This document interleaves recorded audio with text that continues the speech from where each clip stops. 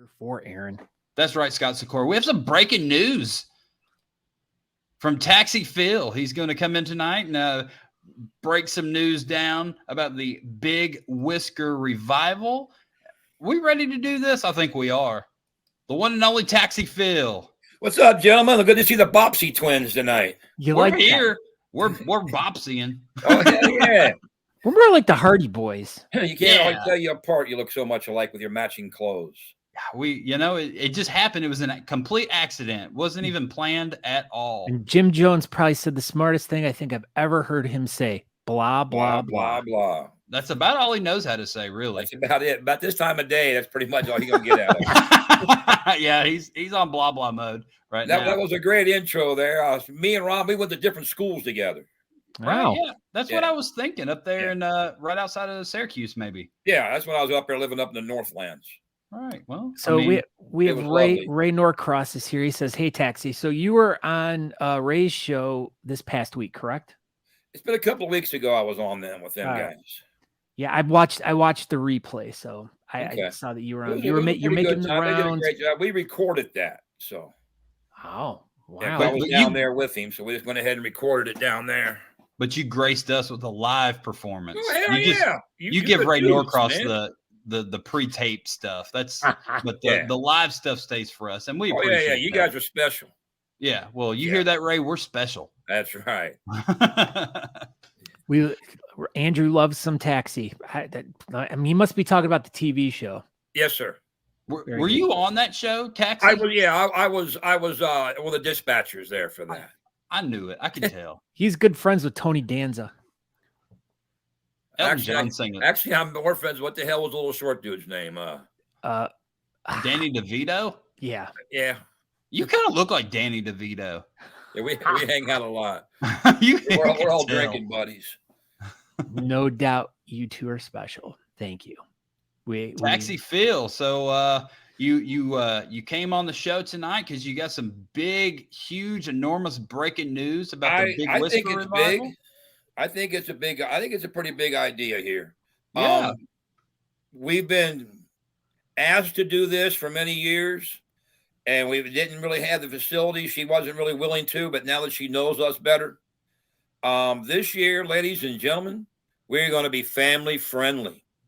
We're even going to have a kids category. Look at that. Yep. We haven't added it on there yet. I'm breaking it to you first. Well, we appreciate it. That's huge. Yeah, we're going to add another category. We're going to have a kids category.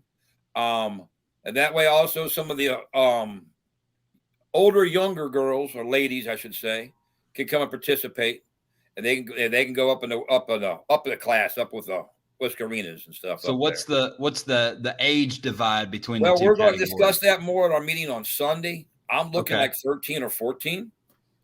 They can go up. Now it's still going to be gender specific. Whiskerinas, you got to be women. Okay. We're going to stick it with that. The older boys, most of them, by the time they get up there, they really don't want to compete anymore with the kids, And personally, I think by the time you're 13 or 14, you should have a beard. Yeah, I mean, that makes sense. I mean, I'm sure you had a full mustache by the time you're 13, 14. About 15 or 16. Yeah, it looked exactly like this, bright white and everything. Oh, yeah, just perfect. Just exactly like this. I actually did have a full beard. Back then, you could buy beer when you was 18. So I had to buy everybody's beer for him because I looked like this back then. I was already bald just about, and I had a big old beard, and I didn't drink beer. That's why I always had to drive because I didn't drink at the time. I did drugs. I didn't drink. But it was okay to do a Quaalude and drive. Here, do these 2 Quaaludes and go drive. Bring it idea. Yeah, but you're not drunk. Oh, I wasn't drunk, Here, you hit a blotter and go drive. Okay, shit, why not? But yeah, I think that's a pretty big thing for us. Yeah, that's cool. We've had it requested for quite some time now. I got with the Southgate House, and we now have the entire building. Okay. The last couple of years. Before that, we shared it upstairs. They would have a show up there or something. Now we use that for the green room so everybody can get ready and stuff. But this way, we're going to be ready. And the thing is, they're going to have to be distinguished differently for the kids. So I'm thinking about having a tattoo artist come in and tattoo it on their head. Tattoo the kids. That's smart. Yeah, underage on their head. Yeah, perfect. Yeah, Scott will volunteer to do that. He loves tattooing kids. All right. It won't wash off. That's the nice part. Yeah, there you go. There you go. But yeah, like I said, I just want to thank you guys for letting me come on and tell everybody that. And if you've been there before, we've gone back to the barrels for the first place prize. The last couple of years, we did the barrel lids. Ooh. This time we're going back to the big old whiskey barrel like we used to have. Everybody really liked those a lot. We were having problems. When we came back from the plague, it was really hard to go ask people for money because all the bars and rest have been closed for all that time, So we kind of cut back a little bit. And then we got a really good sponsor come in. It's a newer sponsor. They don't do very many shows. I believe the name of it is Honest Amish. Okay. They're kind of new. Must be new, yeah. Yeah, in the bearding community and stuff.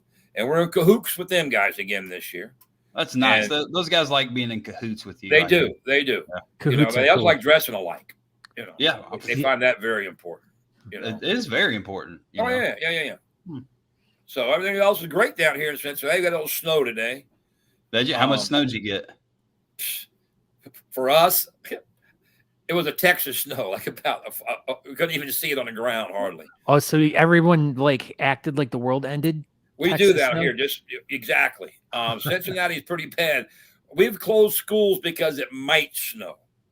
Right? And then the next day it'd be like 80 degrees. It's one of them great jobs a weather person is. It's the only job you can be wrong half the time and still keep your job. Yeah, right. That's you don't have to be right ever to be a meteorologist. No. I saw a deal the other day on Facebook. It said it was a Texas deal. It says today's weather, possible snow anywhere from 1 inch to 6 feet. Temperature's going to be from -10 to maybe 90. So it was pretty damn funny. That sounds about right because it's actually been we've had a few days last week that were in the upper 80s, and then this week it's only supposed to get into the high in the low 50s. Yeah, I was supposed to go to Florida this week for one of my jobs. I drive a guy down there every year, and I kept looking at the weather. Then he called the other day, and his grandson broke his leg, so he couldn't fly. And so I'm like, okay, so we canceled it. That don't make me mad, because now we want to go in June. I can deal with Florida in June, down there in Jacksonville. It's a pretty nice time. So now you have Ron coming on with the Polish. Yeah, so his I believe it was his grandfather was, putting on a contest up there in Syracuse, New York at the Polish Home.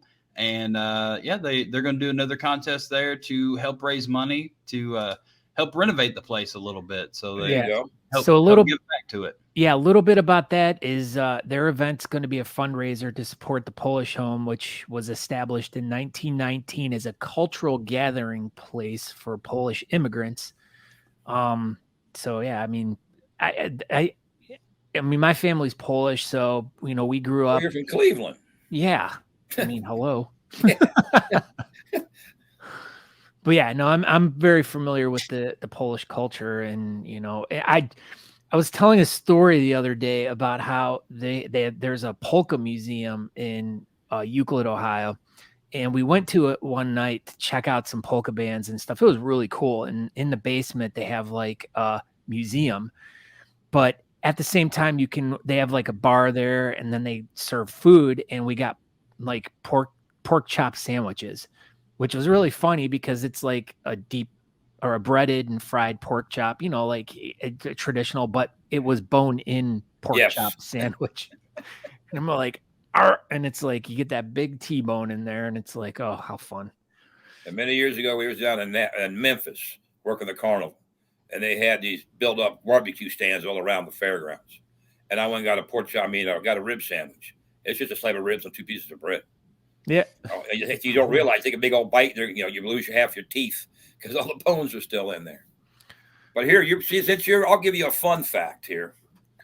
There's one of the few words in the English language. If you change the first letter to make it capital instead of case, it changes the word and the definition. What is that word? Race car. Wrong. Mm. No, you change it just the first letter. It's a single word. Polish and polish. Oh, yeah. Huh. See? There's a Polish fun fact of the day. There you go. Well, thank you, Taxi Phil. Anytime. Well, speaking of fun facts, Phil, since we have you here, let's give us the rundown of the competition, so people can know a little bit more about what's going on, other than just that you're adding a kids category. Right. So. We have the basic 14 categories. Now having the kids is the 15th.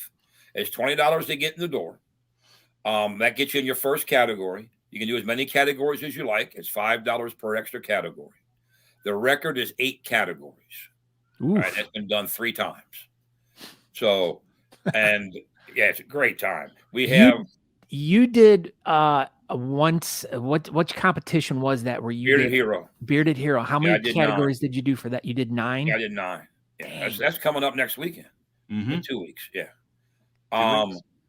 But in the main room, we start out with James Funk. He plays him and his wife perform the music for us. It's on Moonshine and Wine, and they do a great job. The acoustical music, very entertaining. And then we start the show. And then also in the other room, we will have Guitars for Vets in there again this year. And it's a PSD program to get these guys through therapy and stuff. They teach them to play the guitar, and they play the blues. They're in there all night long playing. They do a good job there. You know, we have a very small raffle table. We usually average about 120 items. Yeah, probably one of the smallest raffle tables around. Really, this club is amazing. They all come together out and work so hard and put everything together. It's a big group effort. You know, not anybody does this by themselves. It's impossible to do it by themselves. And these guys rock, man. We've got really lucky with all the memberships that we have. We do a lot of other things throughout the city, throughout the year. We have the opening day parade coming up. Anybody in the general area would like to come and join us opening day parade. It's April 30th.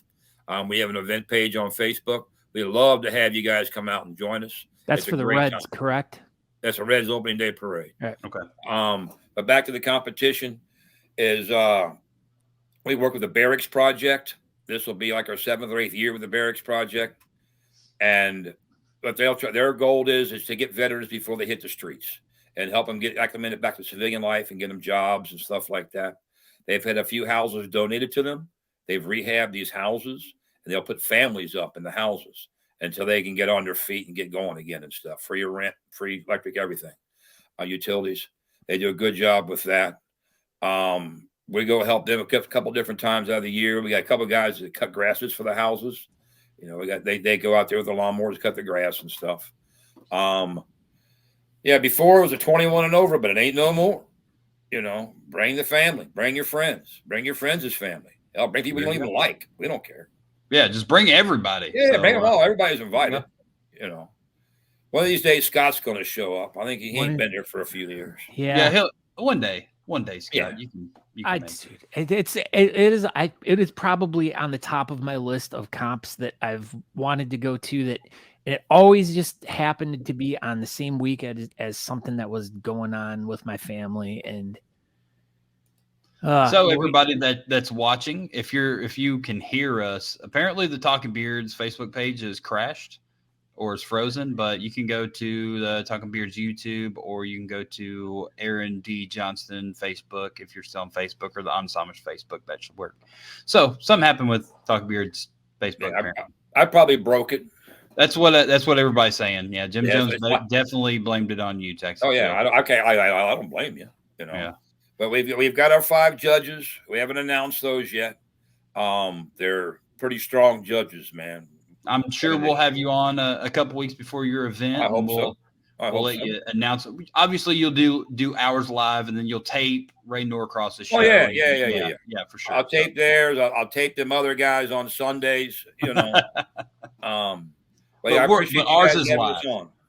Perfect. We thank you. Well, Taxi Phil, thank you very much, and enjoy your night. And thank you. Yeah, we'll talk to you soon. I'll be here. I ain't got no place else to go. All right, buddy. All right, later, man. See you, Phil.